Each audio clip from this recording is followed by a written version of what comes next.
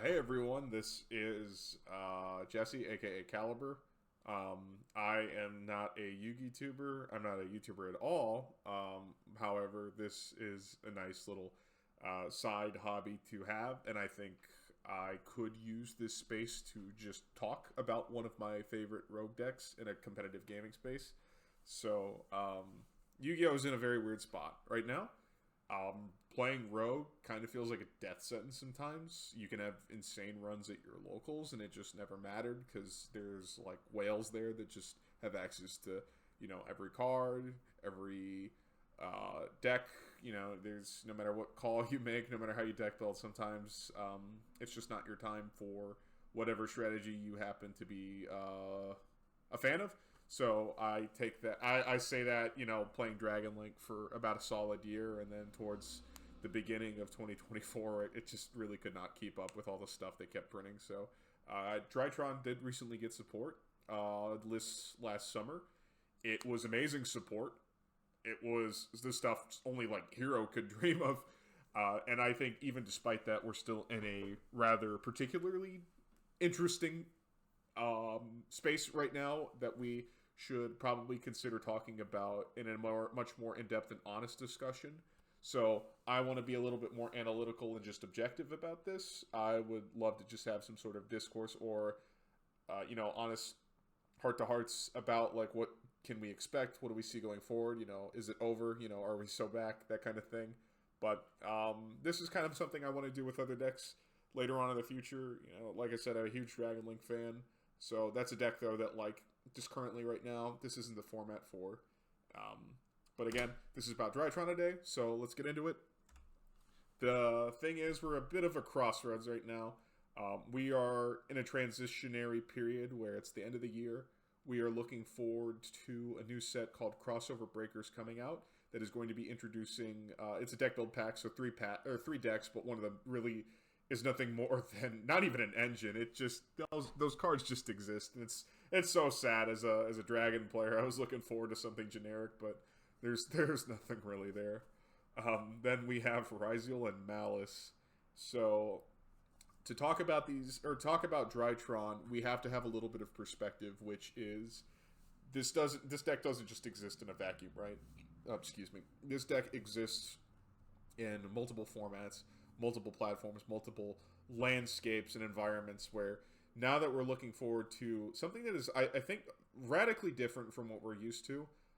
These two decks being introduced in the format introduce a much more mid-ranged, toned-down style of decks, which I am all for, and I am looking forward to if that is kind of what we can expect out of 2025. I'm very much hoping we draw back from the insane amount of combo degeneracy we've seen from 2024, where it's open to hand traps or die. Like, I know these two decks play a lot of non-engine, so that is still something to be talked about later, but at the end of the day, like, Ryziel is Ryziel, Malice is, a little bit more skill expressive, but this deck does have a big Achilles heel in the form of Lancia, which is good for us because that's something we have a lot more synergy than other people who can just side deck that card do. So, again, these decks, I'm looking forward to them coming out.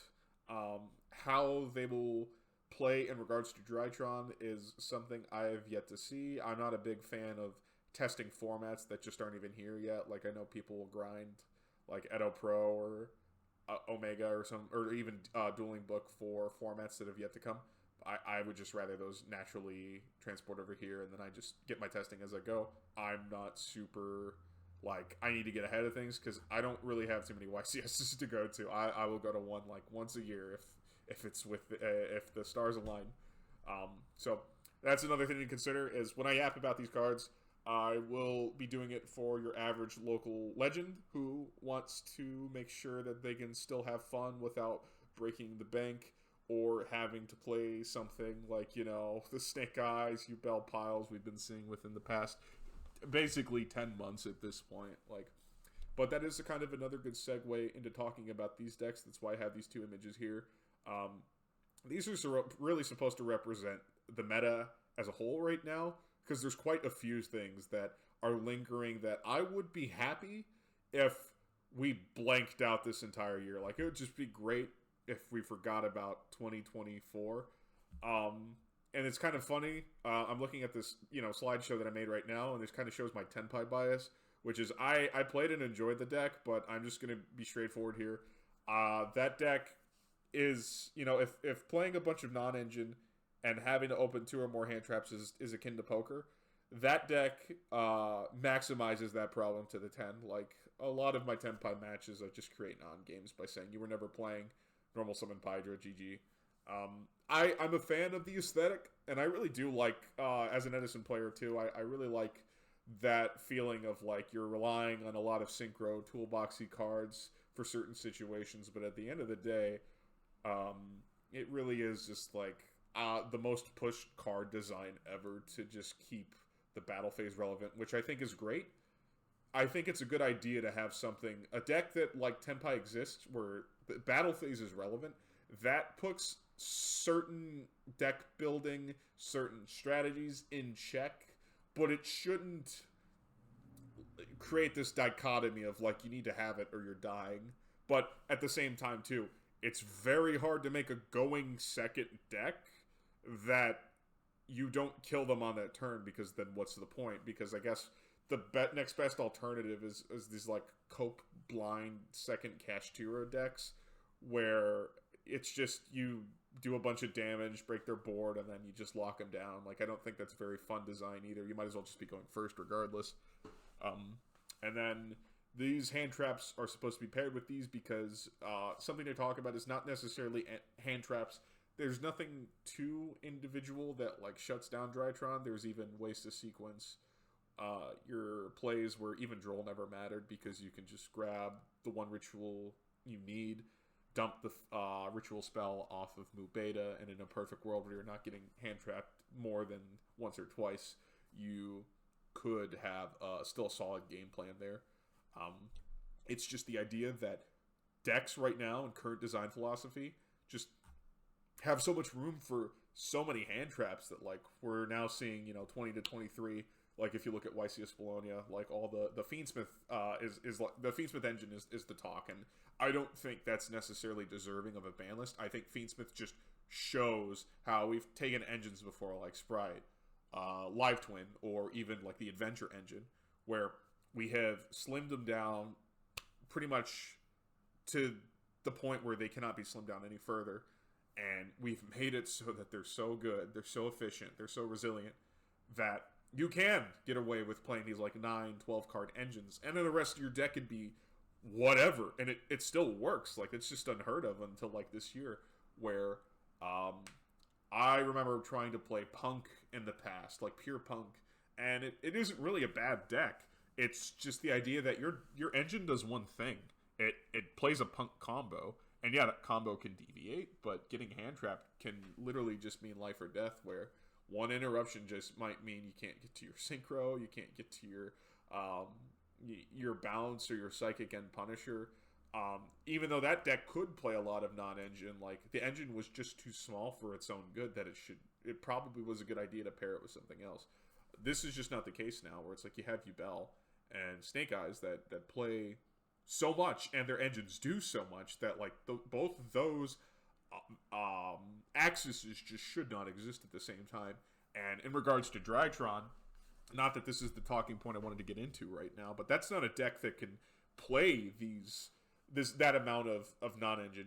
In Drytron, I don't play 1-for-1s because you just can't create hands where there's a critical mass of hand traps that you're usually seeing 2 interruptions consistently. Like, that just doesn't exist for the deck. It's not real, so there's no point in trying to go for fair 1-for-1s. It's like I've even considered Droll for the deck because it does have synergy just being a level 1. But even then, Droll is so hit or miss that we can get into that later. And the other 2 points I wanted to bring up before moving on is my rent is due next week, which is just a funny segue in saying that budget is a particularly decisive topic right now in the Yu-Gi-Oh community. Everybody's like, my hobbies don't have to, I don't have to make money for my hobbies, or, supply and demand, whatever. At the end of the day, I have an apartment to pay for. You know, I got to make sure I can actually feed myself. I think it'd be pretty wildly irresponsible to have something that actively takes away from what are real priorities, like real life problems in my life. So that being the case, I still like Yu-Gi-Oh, despite them releasing cards like Molcharmy, which I just think um, is just the ultimate sign of greed. But despite cards like that existing, I still have joy when I am able to show up to locals and just hang out with my buddies. And even our Saturday locals, shout out to TGS Tinley Park, even our Saturday locals are insanely fun because while we may not have the most amount of players, we generally have a pretty laid back environment filled with all kinds of, people who want to play their favorite pet decks. You've got people like Pisai YGL, who, shout out to him. I'll mention him in a few minutes here, but, he's always creating some great brew of a list that I'm just like, come on, dude, what were you smoking beforehand? And they'll still end up going undefeated. That dude could register late and not play 2 games and still top locals. It's insane. But that being, like, back to the whole budget thing, that is a decisive topic right now, like I said. And Drytron, we can also talk about the specifics of that card. It isn't the most expensive deck to play right now, not by any means, but it certainly isn't worth the price with how it currently performs in those projections. So that's another thing to consider if this is the kind of in-depth guide you're looking towards. Like, maybe you want to pick this deck up. We need some reprints for some certain cards, but other than that, like, the core is relatively cheap considering things. I think, we can get into that later. And then, of course, I probably should have had an image of Fuvaras here because Fuvaras is still kind of a huge talking point. In regards to that card, I get it. Like, going second needs to just be a little bit better. We can't just have, like, one good going second deck. But at the same time, too, you should not have this external pressure of you playing the game. Like, going first is only unfair because of what going first decks can do. I don't think printing board breakers is more busted board breakers is the best way to go about it. I don't think having decks that play a bunch of interruptions on your turn is the best way to go about it. But it's also very hard to design it because at what point do we say this is balanced? Because if you go first, you want to capitalize on the advantage. And having this, throwing a bird in your graveyard, this is every time you go from deck or, even a Perulia, like Perulia can be rough too, where anytime one of those drops, all of a sudden you have to adjust your play style and whatever. It could be a skill check, sure. But at the end of the day, Fuvaras and Perulia, they will influence deck design from this point forward. So what happens to the 50 to 100 to 200 decks that are currently playable in some form or fashion? Not the greatest, but like, what happens to all those rogue decks before that card's inception that just happen to have no real lines under it? Like, do you just take the advice of pro players and just don't play the deck? Or it's like, you still want to play what you enjoy at the end of the day, right?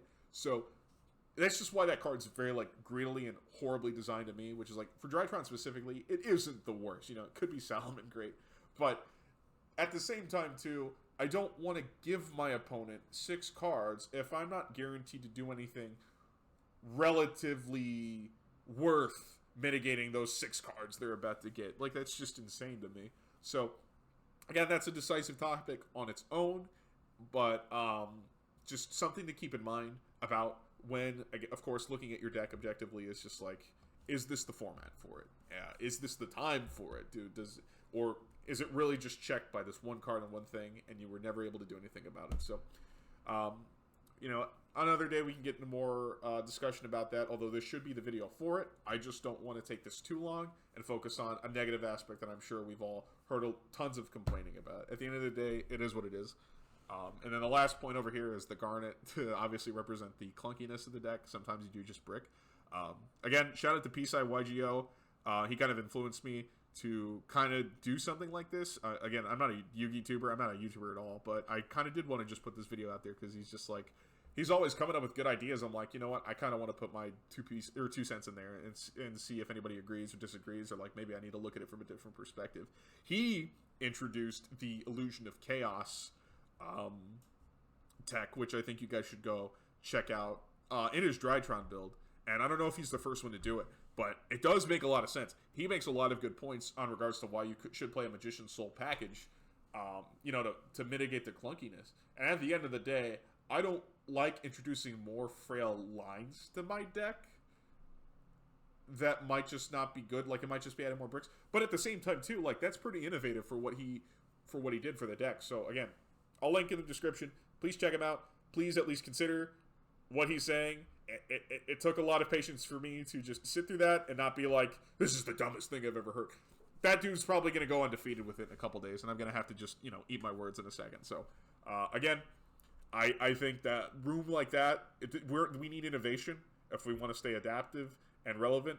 But at the end of the day, you're still playing Drytron. It's a 2-card combo deck, even with new 2 existing. So I just think you make concessions sometimes with certain decks, because tethered to the identity is this is a deck that you need 2 names. So, on to the next slide. Sorry to get that all out of the way, but that's just kind of looking forward to, like, crossover breakers and, when they deck build for Ryzeal and Malice and whatever happens in the upcoming ban list, how does that affect us?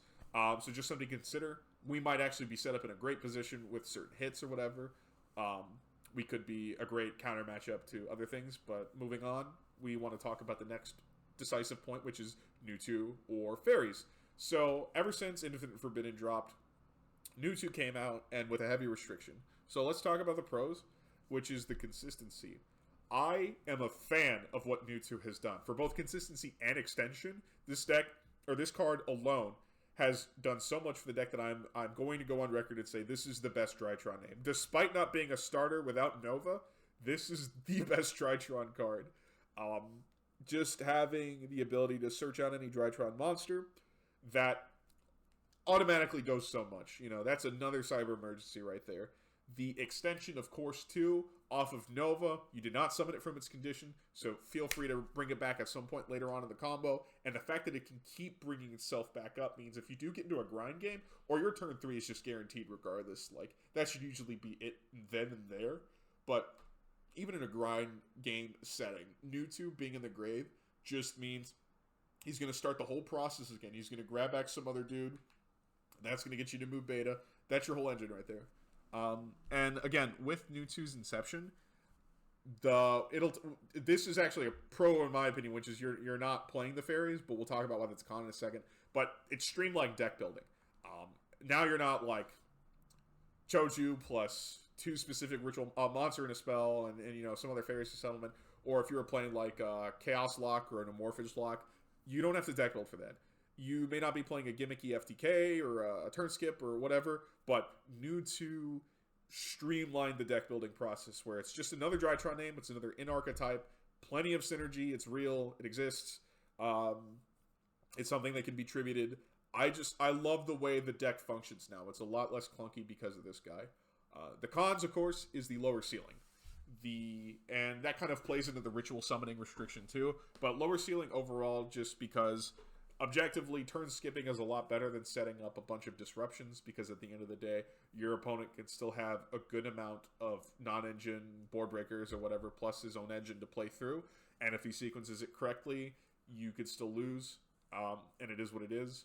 I just still like my chances of, like, if I summon DA Draconids, supplemented with, like, either FA, Dawn Dragster, or Mubeta Fafnir, or IP Masquerena, Betos Buster, any combination of those things, I'm very confident that I'll at least live that turn, because it still takes a lot for any deck, even Snake Eyes, to play through 2 monster negates, some form of spell and trap negate, and maybe like an IP into Dynamondo bounce and tribute off to start the whole negate monsters again. Like, that's just still incredibly difficult to play through. Of course, you still have to get to that board, but I think when you're eating hand traps in a combo deck, your opponent isn't going to be pushing with board breakers. It's like maybe we'll get to a point where there's a mix of both, but just currently right now, if you play through and set up your board, it's very, very hard for them to kill you. But on to the ritual summoning restrictions specifically, that introduces a problem of like, well, now we can't play what was generically good for Drytron in the past. Sure, yeah, Chaos Locking was awesome. That card had really cool artwork, so I miss it. And it just objectively is better to turn skip, but at the end of the day, too, like, imagine Called by the Grave right then and there, and you just have nothing for it. Like, the game was just over, and you built a whole board for nothing that fell to one piece of non-engine because your opponent just had it. He's him, main character energy or whatever, but at the end of the day, I would rather have a board that's resilient, adaptable, and has multiple pieces of interruption. It's not maybe as layered as like Snake Eyes with Promethean Princess and stuff, but you are still setting up something that is just very difficult to play through. So that being my point is like, while that might be a con, I would argue that what we have access to now, such as DA Draconids and Betos Buster, we have plenty of rituals that are relevant to the summoning restriction that are still fine. So Mewtwo might make the deck a little less spicy, but he offers us something that is just worth its weight in gold, which is, again, consistency and extension. It's great. I still am going to swear that he's the best card in the deck. So here's a theory deck list. This is something that I've been testing online for a little bit now. I recently took out the Natasha. I cut down in a Ben 10, and I also took out a Natasha. Now, if you are going to play Natasha, I still think Ben 10 is relevant at 2. I understand that takes away one more steal, but Ben 10 is just one of those cards that doesn't have the highest card quality, so I'm not a fan of drawing her in multiples ever, so especially going second. I want to see 1, and that's just my tribute fodder, right? I don't want to see 2 because it does nothing else unless you have a Drytron card, which is already difficult to play in a deck where you have to have something else in your hand for this to work. Unless, of course, Nova into Mewtwo, which, again, Mewtwo, not him being the MVP of everything, but no one seems to just be giving him the credit he deserves. So we don't have to get into this card by card. I do main deck Valencia because I don't want to play a full package of it just yet. It's not the format for it. It being searchable is just great. And it randomly shuts down things. It's just insane. Like, against Hero, like, they folded, and I'm like, how did this work? And it's like, oh, yeah, well, this is actually how many things in reality cut you off from. I do play the Betos Buster package in the main. I didn't have room for it in the side with the way I built, because I wanted all of this. I wanted access to Danko Seka, as well as these cards. And alternatively, you could slim them down with a Thrust package. I just really don't like Thrust sometimes because it's like, I need you to do something for this to be live. And a deck that can be clunky, that can be another era of, or like an era of frustration. So, again, it's all preference. Like, Thrust is objectively better, but you know what? You feel free to adjust that in your build. And you also notice I'm playing all the names at 3 minus Beta Rastaban. Beta Rastaban is like, if you and your buddies, like Alpha, Delta, Zeta, Gamma, whatever, you all want to hang out, your mom's like, all right, you can go, but you have to bring your stupid little brother with you. That's Beta Rastaman. Like, you really don't want him around. I'm sure Patrick would disagree, but that's neither here or there. Definitely into the big ritual pieces, whatever. Again, no hand traps. I'm not going for one-for-one interactions. The Book of Eclipse serves 2 purposes. It's a little deceptive. You know, it checks for the Ash going second, and then it helps you book your your Exceed when you're trying to make plays, if they like Veiler or Imperm. Droplet, obviously. The Magic Key unlocking, although it's only a turn 1 kind of thing, it randomly just kills like a lot of decks because calling a certain attribute like, well, Tenpai now is no longer controlling Fire Dragons, they're controlling Divine Attribute Dragons. Those aren't protected by the field spell, so that's fun. Again, entry deck, this is, you know, built for a Diviner package. No AFD, like I said, no gimmicks. This is like, I want this to be solid, adaptable, it does what it does. FA Dawn Dragster is good enough. Like, you don't need to make a win more deck if that just increases the amount of clunkiness. So I will always preach standard combos over just gimmicks. And you also notice there's not really any expensive staples. The caveat to that is this deck price is still not the most justifiable considering the current landscape we're in. This isn't by any means a great meta call.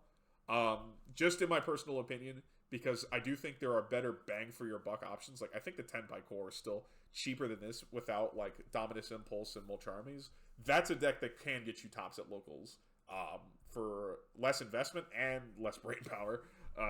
But the Novas randomly are expensive just because they haven't seen a reprint in a while. So, and that's something you definitely want to max out on. Otherwise, you could play 2 of this, 2 field spell. It still is a thrust target too, so there's that as well. But you know, you want to max out on consistency. So I think this deck is great for its price, considering, you know, this still isn't the price of 1 full Fuvaros, give or take. So that's just something to consider. It's like, at the end of the day, like, if you want something that has a cool aesthetic, has a cool play style, and it allows you to have some expressiveness, I mean, Drytron just, like, checks off so many of my own boxes. Like, I do miss Dragon Link, but this is the next best thing for me. But zero hand traps, of course. I consider Droll in the side. That would probably take up the space of one of these and make it down to thrust. But the reason I don't like Droll is because it's hit or miss. Like, it's not guaranteed to get value. Where, like, we'll see. It's becoming better in the next format, but, like, the theory is if, like, your opponent leads, like, the Azamina package to, like, search out the fusion spell, that's great. You know, you're like, nice job, buddy. But, again, it could be just one of those hands where it never mattered because they just summoned so many times to the deck. Droll is so hit or miss that it's like, I don't want to loop myself if it doesn't guarantee a weak board. And there's theoretically nothing that you play that has good synergy with that besides Lancia. And again, Lancia, at the current time of recording, is not there yet. We're very close. In just a few weeks here, then Lancia becomes, like, all of a sudden, if it doesn't get hit, a very good, like, having this one card and one card alone actually checks your deck. So, let's see. That's all I wanted to talk about with the deck theory. Do we still play Natasha? This is another bit of a divisiveness. This is kind of like the part 2 to Mewtwo's Revenge. Natasha is an insane card. This is a selling point whenever you talk about Drytron, even to this day, and I only recently just cut her from my list. Let's talk about the pros, which is, number one, she's a time win condition. Again, you could be a very good player. You could be sequencing your plays correctly. And at the end of the day, we have to talk about one of the scummier sides of Yu-Gi-Oh!, which is time. When you're in a timed, competitive format, I'm just going to tell it to you straight. Pro players are pro players for a reason. They learn every aspect of this game. And I mean, they will shark you for things. I don't want to get banned for accusations or whatever, but people will do whatever it takes, even if, you know, from a moral, ethical, whatever, a technicality standpoint, they will use some legalist mindset to say or justify, like, well, you know, this really isn't the biggest deal, but I will use this to my absolute competitive advantage, because that's why you can justify paying $400 for a playset of cards that may not actually be, like, insta-win. So it's the same theory where if you can have people who have enough dedication to buying insanely overpriced cards and spending a bunch on traveling, whatever, the same people who want to win so badly are going to be the same people that are unfortunately going to exploit everything they possibly can for the best competitive chance. So, sorry for the time rant, but that's why this just needs to be addressed. I don't want to beat around the bush.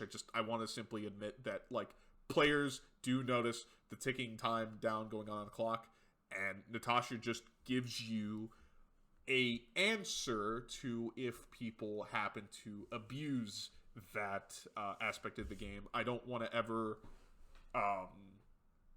suggest that someone should exploit, or, you know, I want to be very careful with my words here. I don't want to be responsible for influencing, let's just say, scummier plays. But at the end of the day, you are playing something and you want to just get the most out of your experience, especially if you drive like 30, 40 minutes for locals. I think you want to top. And if it's getting down to time, you want to have it and not need it, then not need it, not have it. And on top of that, Natasha is great for breaking boards. Again, with a more full Cyber Angel package, just 3 Ben 10, that dismantles boards insanely well. Along with a life point gain, it can be an end board piece. It's not the greatest, but it can come up. But just the way it handles boards is actually insane. But the cons, of course, it can be a brick.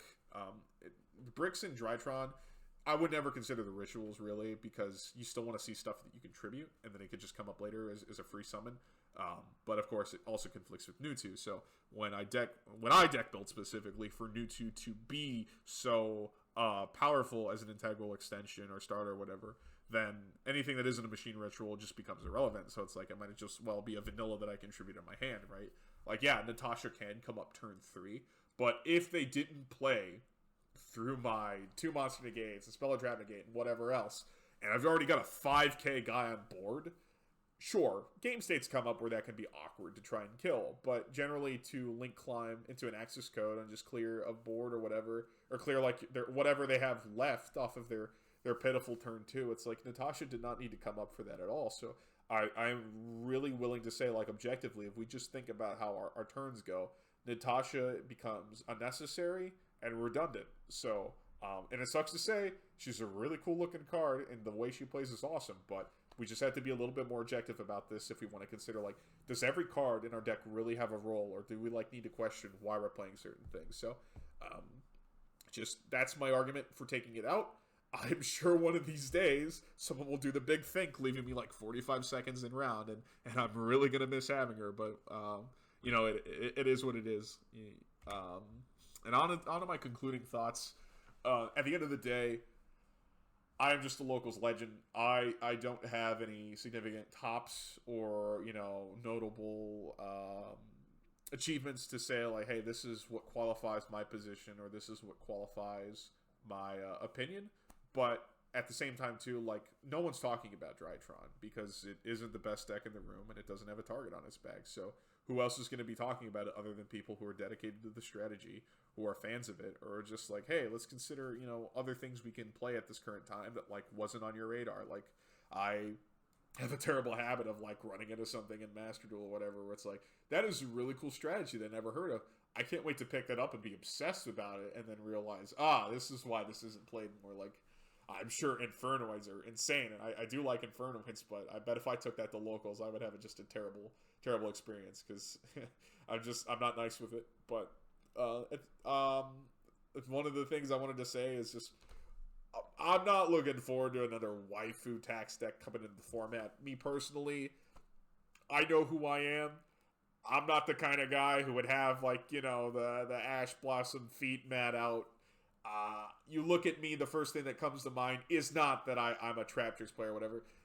I get it. Certain things need to sell. I shouldn't be so critical, or some people might say regressed. Whatever. I think having these cards, I mean, you're looking at the artwork on screen, right? This is some of the coolest stuff I've ever seen. I would love to make this work for as long as possible. Like, the deck is still good. Insane combo lines, insane skill expression. And you're telling me this is what I'm playing with? It's not like 9 rounds of just normal summon Snake Eye Ash. Like, hell yeah, I'd like to be just a little bit different and consider another angle to just playing something rogue and fun. And there's a ton of rogue decks out there that I'm playing right now that I'm having so much fun with. It's that uphill battle, like, we're making it work, but we know that we're fighting sticks and stones, or we're fighting with sticks and stones against what feels like, nuclear arsenals sometimes. So, again, I'm very appreciative if you made it this far. Shout out to P-Side YGO. You're a huge inspiration to us all, and I can't wait to see what other brews you have out there. I love Drytron, and I will try to make this deck work for as long as it stays relevant, as long as it's rewarding to play.